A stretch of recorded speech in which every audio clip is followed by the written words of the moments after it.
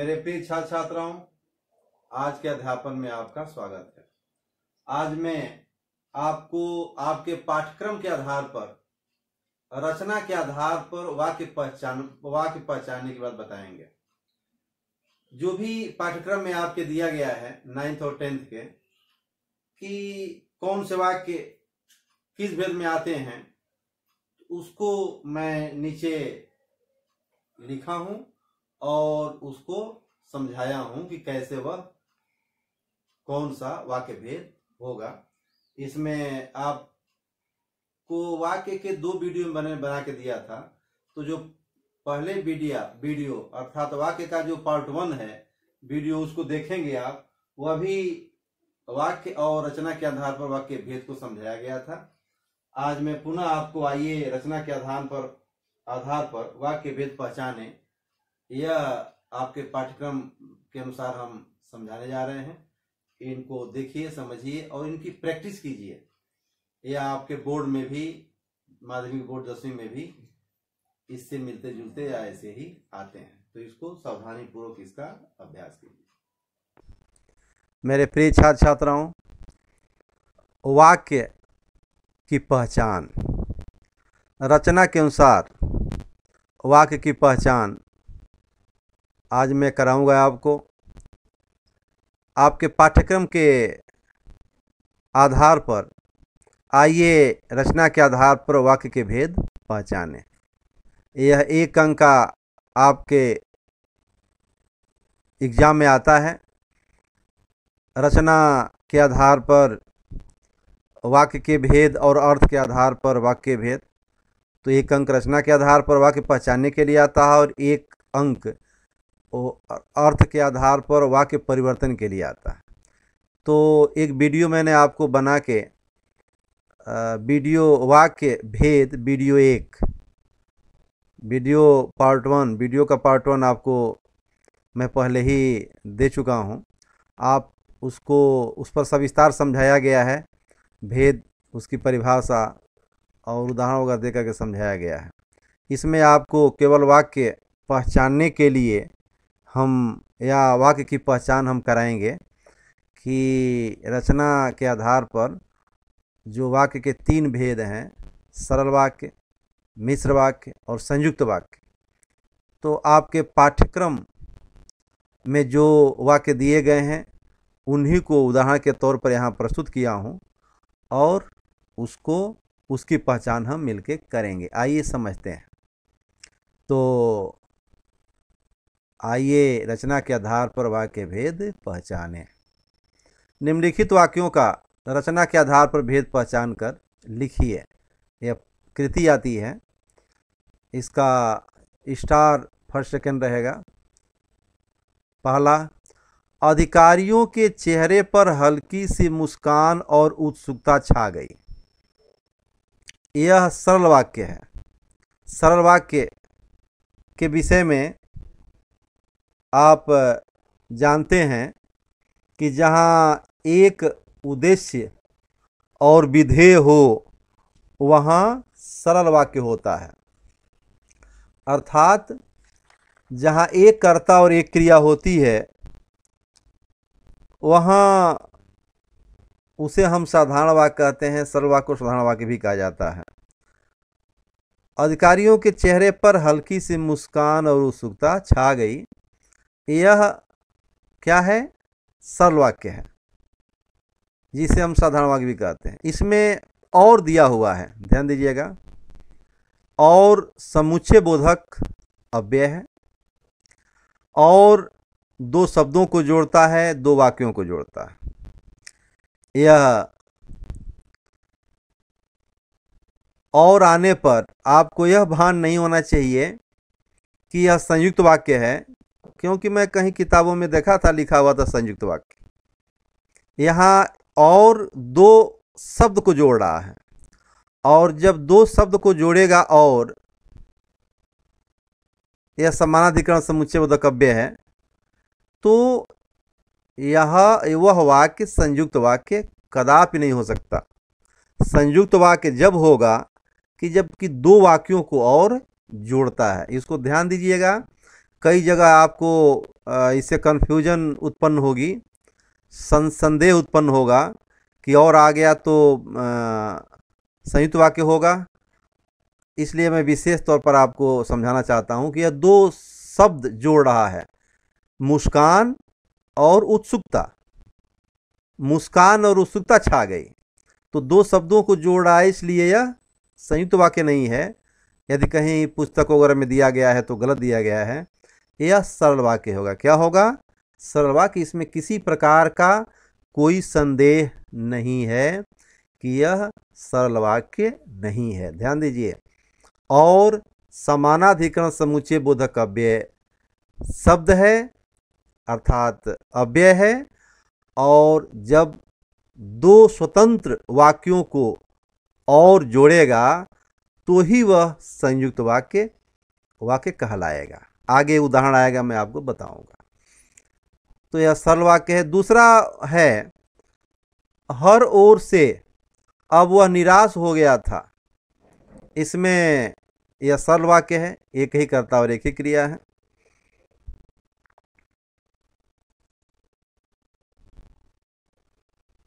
उसे देख देख बड़ा जी करता कि मौका मिलते ही उसे चलाऊं। यहां देखिए कि आया हुआ है, यह व्याधिकरण समुच्चय बोधक अव्यय है। कि समानाधिकरण में भी आता है, लेकिन उन परिस्थितियों में यह संयुक्त वाक्य होगा कि के साथ, जब दोनों स्वतंत्र वाक्य हों। यहाँ यह प्रधान उपवाक्य है। मिश्र वाक्य की यह परिभाषा है, या मिश्र वाक्य उसे कहते हैं जिसमें एक साधारण उपवाक्य हो या एक प्रधान उपवाक्य हो और उस पर आश्रित एक या एक से अधिक आश्रित अंग वाक्य हो, जो व्याधिकरण समुच्चय बोधक अव्यय से जुड़ते हों। तो उसे हम क्या कहते हैं? उसे हम मिश्र वाक्य कहते हैं। क्या कहते हैं? मिश्र वाक्य कहते हैं। और यह मिश्र वाक्य को जोड़ने वाले जो व्याधिकरण समुच्चय बोधक अव्यय हैं, वह क्योंकि, जो कि, इसलिए कि, जो, ताकि, इसलिए कि, जो, तो, यदि, तो, यद्यपि, तथा, चाहे, परंतु, अर्थात, यानी, मानो, ये व्याधिकरण समुच्चय बोधक अव्यय हैं, और ये जहाँ भी आते हैं वहाँ मिश्र वाक्य होता है। इसको मैंने वीडियो नंबर 1 में बताया हूँ, लिख करके दिया भी हूँ, समझाया भी हूँ, तो इसको ध्यान में रहेगा। यह कि आया हुआ है। क्या आया है? कि। तो जहाँ कि आएगा और प्रधान उपवाक्य को प्रायः इसमें मिश्र वाक्य में ही आता है, आश्रित वाक्य से जोड़ता है, वह क्या होगा? मिश्र वाक्य होगा। मिश्र वाक्य को हम मिश्रित वाक्य भी कहते हैं। क्या कहते हैं? मिश्रित वाक्य। तो मिश्र वाक्य या मिश्रित वाक्य एक ही है। नेक्स्ट देखते हैं उदाहरण। वह बूढ़ी काकी पर झपटी और उन्हें दोनों हाथों से झटक कर बोली। यहाँ वह बूढ़ी काकी पर झपटी, यह स्वतंत्र वाक्य है, और उन्हें दोनों हाथों से झटक कर बोली। तो यहाँ और है, यह और दो स्वतंत्र वाक्यों को जोड़ने का कार्य कर रहा है और जोड़कर एक वाक्य बना रहा है, अर्थात यह क्या है? संयुक्त वाक्य होगा। मैं आपको पहले ही बताया। तो यह समानाधिकरण समुच्चय बोधक अव्यय है, और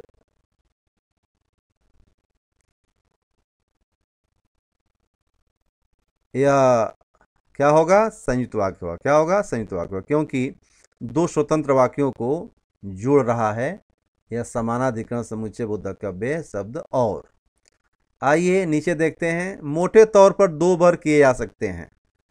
यह सरल वाक्य है, इसमें दो उपवाक्य नहीं है या दो वाक्य नहीं है। नेक्स्ट, अभी समाज में यह चल रहा है क्योंकि लोग अपनी आजीविका परिश्रम से चलाते हैं।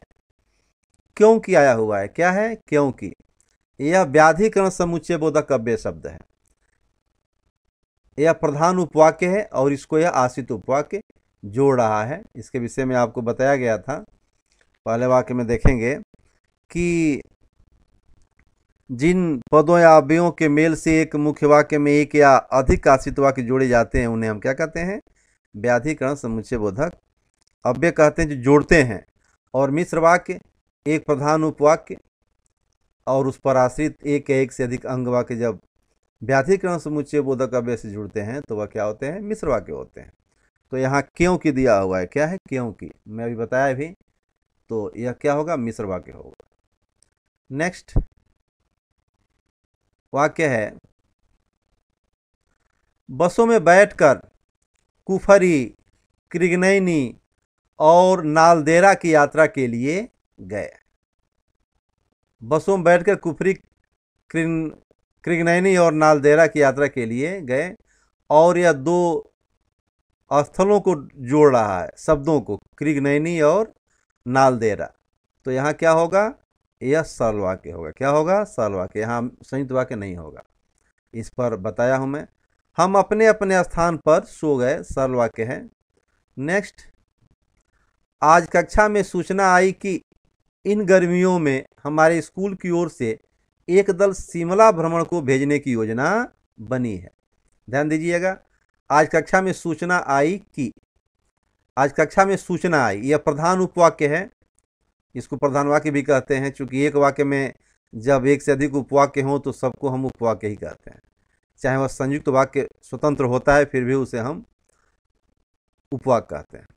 तो यह प्रधान उपवाक्य है और इस पर आश्रित इन गर्मियों में हमारे स्कूल की ओर से एक दल शिमला भ्रमण को भेजने की योजना बनी। तो यहाँ की यह व्याधिकरण समुच्चय बोधक अव्यय है जो प्रधान उपवाक्य से आश्रित उपवाक्य को जोड़ रहा है और यह वाक्य एक बन गया, इसलिए इसे हम मिश्र वाक्य कहेंगे। नेक्स्ट है, शिमला के लिए 6 डिब्बों की खिलौने जैसी गाड़ी के डिब्बे छोटे छोटे थे और रेलवे लाइन नैरो गेज थी। पहाड़ियों पर नैरो गेज चलती है, उससे मतलब नहीं है। यह वाक्य है, शिमला के लिए 6 डिब्बों की खिलौने जैसी गाड़ी के डिब्बे छोटे छोटे थे। और तो यह एक वाक्य स्वतंत्र वाक्य है और दूसरा यह वाक्य है, इसको और सम्मानाधिकरण समुच्चय बोधक अव्यय सब जोड़ रहा है और इसलिए यह पूरा वाक्य क्या होगा? संयुक्त वाक्य होगा। क्या होगा? संयुक्त वाक्य। आइए नेक्स्ट देखते हैं, गाड़ी की गति पर्याप्त धीमी थी और वह पर्वत की पीठ पर मानो रेंगते हुए चल रही थी। इसमें भी 2 स्वतंत्र वाक्यों को और जोड़ रहा है और जोड़कर एक वाक्य बना रहा है, इसलिए यह संयुक्त वाक्य है। संयुक्त वाक्य विषय में समझाया था, फिर भी यह है, इसकी यह परिभाषा है कि संयुक्त वाक्य में 2 प्रधान उपवाक्य अर्थात स्वतंत्र वाक्य समानाधिकरण समुच्चय बोधक अव्यय से जुड़ करके एक वाक्य बन जाते हैं। अगर हम इन्हें अलग अलग करते हैं और यानी जो समानाधिकरण समुच्चय बोधक अव्यय को हटा लेते हैं तो भी ये दोनों वाक्य एक अर्थपूर्ण अर्थ देते हैं, अर्थात स्वतंत्र वाक्य हो जाते हैं और एक वाक्य के रूप में अर्थ देने में सक्षम होते हैं। मिश्र वाक्य में ऐसा नहीं होता। मिश्र वाक्य में यदि हम उपवाक्यों को हटा दें तो वह पूर्ण अर्थ एक वाक्य का नहीं दे पाता उपवाक्य। तो यह संयुक्त वाक्य है। अब आइए दूसरा देखते हैं। नेक्स्ट, करीब 10:30 बजे गाड़ी लंबी सुरंग द्वारा बहुत सुंदर फूलों से सजे छोटे से स्टेशन बड़ौग पर पहुंची, जिसे देख राकेश बोला, ओह कितनी सुंदर लंबी सुरंग। यहाँ जिसे दिया हुआ है, जो जिसे जैसे, तो यह क्या है? यह व्याधिकरण समुच्चय बोधक अव्यय शब्द है जो प्रधान से उपवाक्य को जोड़ रहा है, इसलिए यह मिश्र वाक्य होगा। क्या होगा? मिश्र वाक्य, जिसे आया हुआ है। नेक्स्ट है, जो लोग अच्छी संगत में रहते हैं वे सदाचारी होते हैं। यहाँ पहले ही जो आया, अच्छी संगत में रहने वाले लोग सदाचारी होते हैं, तो वे सदाचारी होते हैं। सदाचारी होते हैं वे जो अच्छी संगत में रहते हैं। सदाचारी प्रधान उपवाक्य है और जो लोग अच्छी संगत में रहते हैं यह आश्रित अंग वाक्य है, इसलिए यह क्या होगा? मिश्र वाक्य। इसमें आगे देखते हैं, सवेरा हुआ और पक्षियों के कलरव से वातावरण गूंज उठा। यहाँ यह संयुक्त वाक्य है। सवेरा हुआ एक स्वतंत्र वाक्य है, पक्षियों के कलरव से वातावरण गूंज उठा, ये दोनों साधारण वाक्य हैं। जो समानाधिकरण समुच्चय बोधक और से जुड़ करके एक वाक्य बने हुए हैं, इसलिए यह संयुक्त वाक्य होगा। ध्यान दीजिएगा, संयुक्त वाक्य दो साधारण वाक्य या दो मिश्र वाक्य, एक साधारण एक मिश्र एक साधारण वाक्य जब समानाधिकरण समुच्चय बोधक काव्य से जुड़ करके एक वाक्य बनते हैं तो उन्हें हम क्या कहते हैं? संयुक्त वाक्य कहते हैं। आइए, औरंगजेब शिवाजी महाराज को सबक सिखाना चाहता था, इसलिए उसने शाइस्ता खां को दक्षिण में भेजा। आपको मिश्र वाक्य के लिए दिखाया पढ़ाया हूँ पार्ट 1 में वाक्य भेद के। इसमें फिर मैं मिश्र का बताया था संयुक्त वाक्य में और व एवं तथा या वा चाहे चाहे न की नहीं तो पर परंतु किंतु लेकिन मगर वरन बल की इसलिए सो अतः अतएव ये जहाँ भी आते हैं या क्या होंगे, ये अगर जोड़ते हैं दो स्वतंत्र वाक्यों को तो स्वतंत्र वाक्यों को जोड़ने के ही काम आते हैं, तो यह वाक्य संयुक्त वाक्य कहलाएगा। यहाँ पर इसलिए आया है, इसलिए यह समानाधिकरण समुच्चय बोधक काव्य है जो दो साधारण उपवाक्यों को जोड़ रहा है, इसलिए यह क्या होगा? संयुक्त वाक्य होगा। ज्यों ही होली का त्यौहार आया बच्चे के चेहरे खिल उठे। जो जिसे ज्यों ही, तो यह ज्यों ही क्या है? व्याधिकरण समुच्चय बोधक काव्य है जो प्रधान वाक्य को जोड़ रहा है उपवाक्य से, इसलिए क्या होगा? मिश्र वाक्य है। यद्यपि मेरे मित्र ने बहुत परिश्रम किया, वह व्यापार में असफल रहा। यद्यपि यदि बताया गया आपको, यह भी क्या है? व्याधिकरण समुच्चय बोधक काव्य है। अगर हम आप वाक्य के उपभेदों को देखें तो 3 प्रकार के उपभेद होते हैं वाक्य, एक संज्ञा, दूसरा विशेषण और तीसरा क्रिया विशेषण। तो यद्यपि वगैरह क्रिया विशेषण उपवाक्य में ही आते हैं। तो यह भी क्या है? यह मिश्र वाक्य है, क्योंकि यह व्याधिकरण समुच्चय बोधक काव्य प्रधान उपवाक्य को आश्रित उपवाक्य से जोड़ने का कार्य कर रहा है। मिश्र वाक्य नीचे उत्तर लिखा हुआ है, देखिए। हमारे विद्यालय क्रिकेट टीम अच्छी खेली किंतु विजयश्री उसके हाथ न लगी। यह दो साधारण उपवाक्य हैं जिसको किंतु समानाधिकरण समुच्चय बोधक काव्य सब जोड़ रहा है, तो यह क्या होगा? संयुक्त वाक्य होगा। ध्यान रहे, आतंकवादियों ने गांव वालों को लूटने के साथ साथ कई लोगों की हत्या भी कर दी। इसमें आतंकवादियों ने गांव वालों को लूटने के साथ साथ, आतंकवादी करता है और शेष यह उद्देश्य है और शेष विधेय है, तो यह एक क्या है? सरल वाक्य है। एक ही करता है और कर दी, हत्या कर दी, यह क्रिया है, कर दिया।